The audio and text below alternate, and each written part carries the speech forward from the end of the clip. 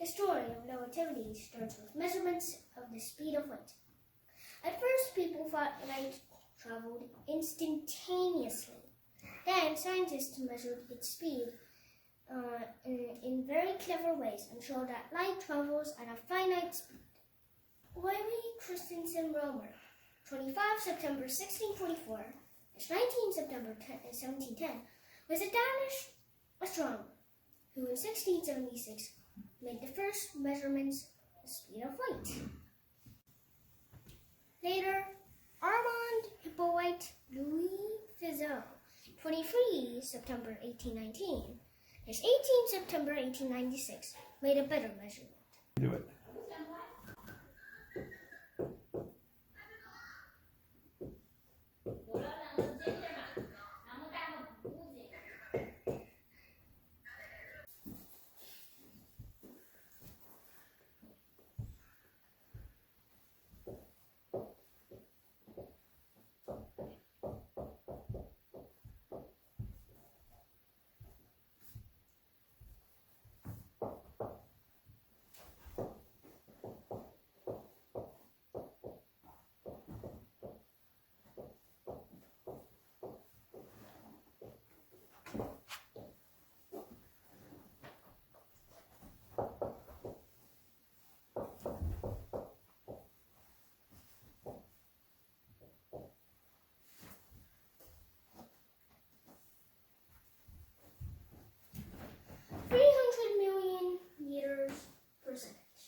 Equals 300 times a million meters per second.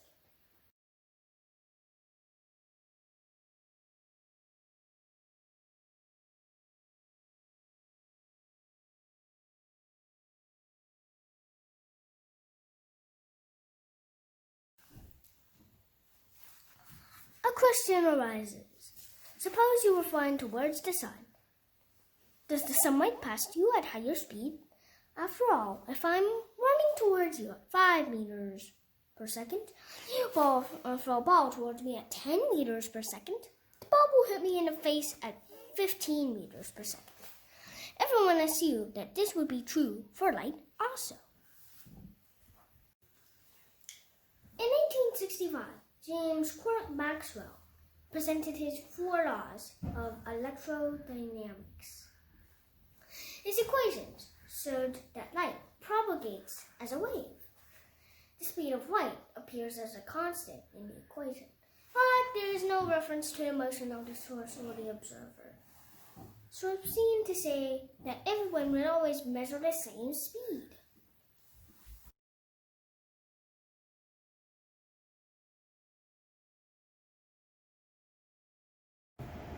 Then, in 1887, Albert A. Michelson and Edward W. Morley performed an experiment at Case Western Reserve University in Cleveland, Ohio.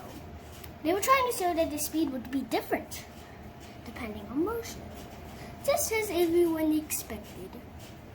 Here is a picture of their experimental apparatus.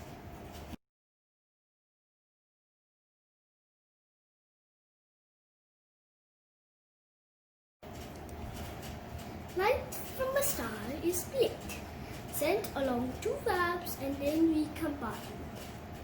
An inference pattern appears. They expected to see this pattern change when they wrote it into this place. It did not. At least they could not detect a difference. The result of their experiment was not what they wanted to see.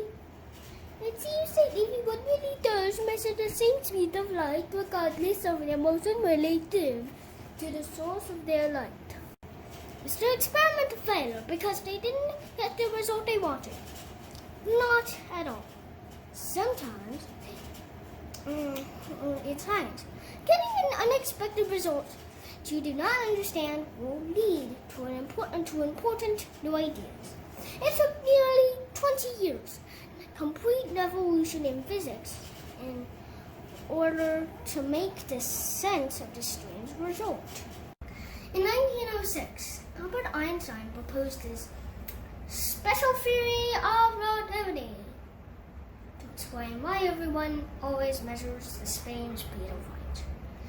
He said that if everyone measures the same speed of light, then it must be that they do not measure time or distance to be the same. This is a real paradigm shift. In the world according to Isaac Newton, dynamics occurs in a Euclidean space, described by the three Cartesian coordinates, x, y, and z, which everyone sees as the same, and one parameter t to measure time, which everyone also sees as exactly the same.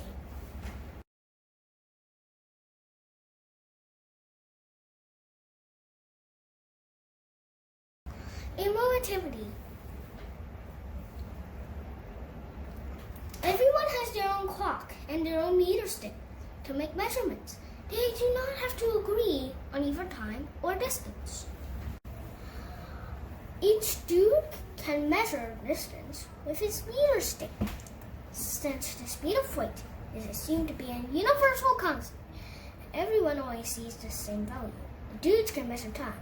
It takes light to travel 1 meter. And this will be the same for each of them. This way, they can use light and their standard matter sticks to measure time.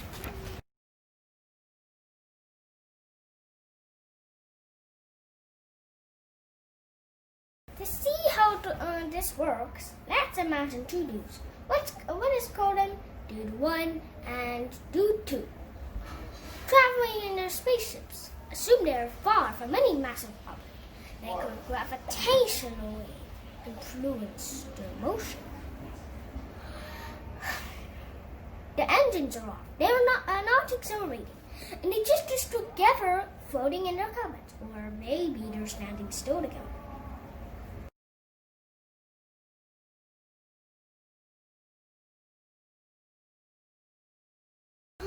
But how could we really tell if they're moving or standing still? There's no signpost out there to indicate what standing still means.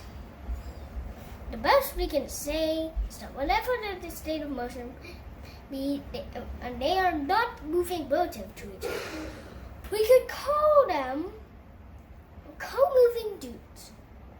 This is the concept of relative motion. And the reason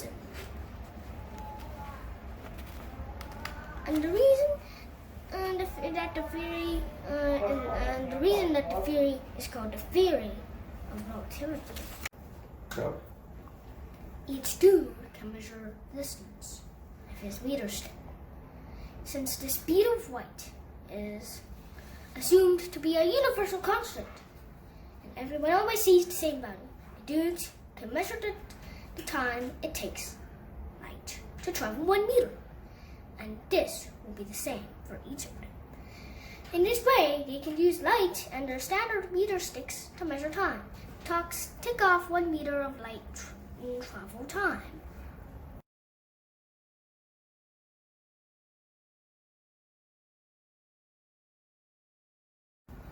Notice that the time measured by Dude 1 or Dude 2 on his own clock will just be T equals 1 over C, since 1 equals CD.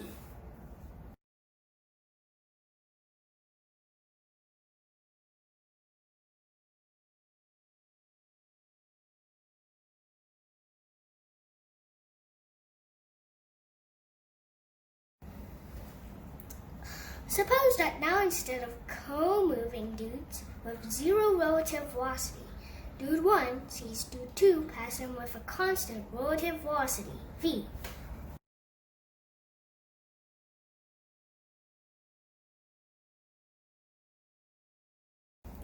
Each dude is in a state of motion where he can float in his cabin, feeling no effects of gravity or acceleration. Where objects floating in the cabin straight line trajectories at constant velocity. We will call this inertial state of motion an inertial state of motion, and we will call it dude an inertial dude. Even though Dude 2 drifts past Dude 1 with a relative velocity v, Both dudes are floating in their cabins. Both dudes are inertial dudes, each moving in his own inertial state of motion. Each dude is co-moving together, standard meter state. So each dude, looking at his own clock, still measures the same time for white to travel 1 meter.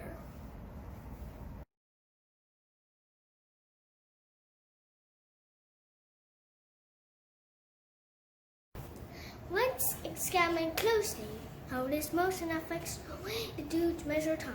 What happens if dude 1 looks at dude 2's late clock? A diagram can help explain.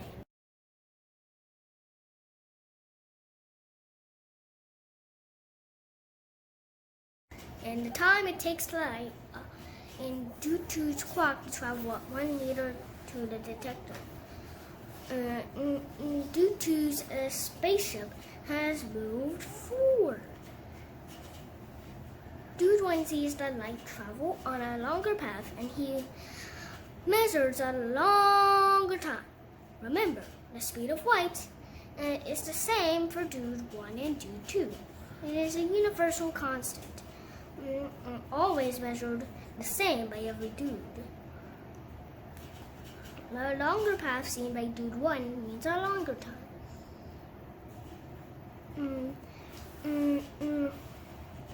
Dude 1 thinks it took longer for dude 2's clock to tick. He sees dude 2's clock running slow. Distance measured by dude 1 from where the light was released at the source to where it is captured by the detector, who is CD. And the time ship moves forward a distance, Vt. Here, T represents the time measured by dude 1 for this to happen, for light to travel from source to the detector of dude 2. In other words, the time dude 1 says it takes for dude 2's clock to tick. The path length of dude 2's light measured by dude 1 is no longer 1 meter. It can be calculated by applying the Pythagorean theorem to the following triangle, then we can compare it to derive Einstein's famous formula for time dilation.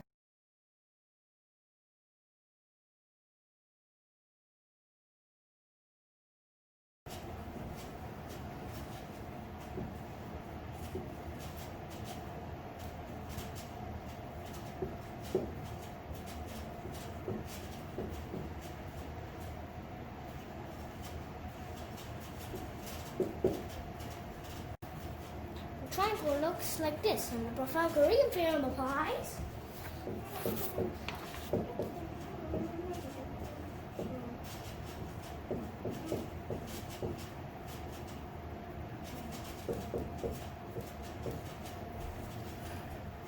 With some algebra, we can get Einstein's famous time dilation formula.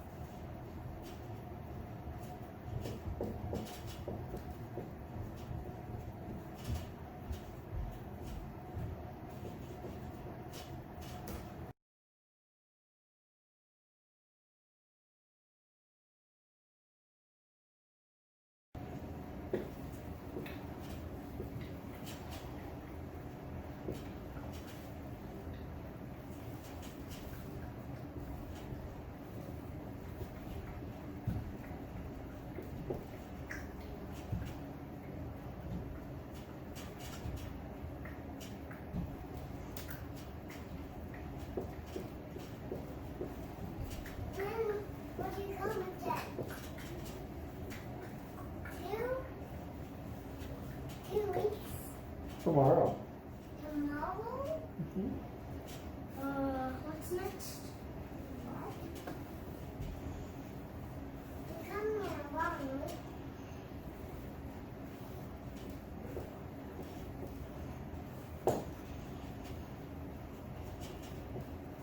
Why is it going to do a dot? It's multiplying.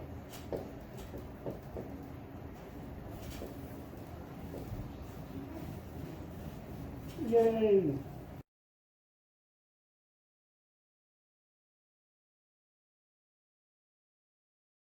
Extracting the square root.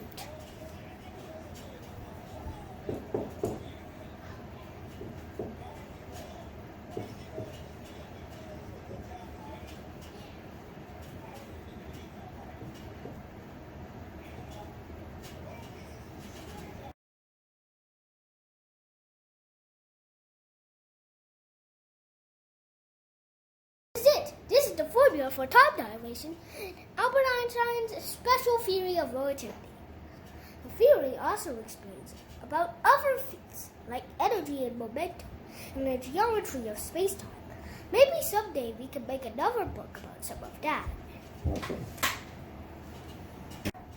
For now, let's do an example to see how all this all works. Suppose 2 passes through 1 with a relative velocity of half the speed of light. V equals c over 2. T over t equals square root of 1 over c over 2 squared over c squared, which equals 1 minus 1 over 2 squared. It actually equals the square root of 1 minus 1 half squared, which equals the square root of 1 minus 1 over 4, which equals the square root of 3 over 2. This is the end of our cool book on Einstein's special theory of relativity. We hope you liked it.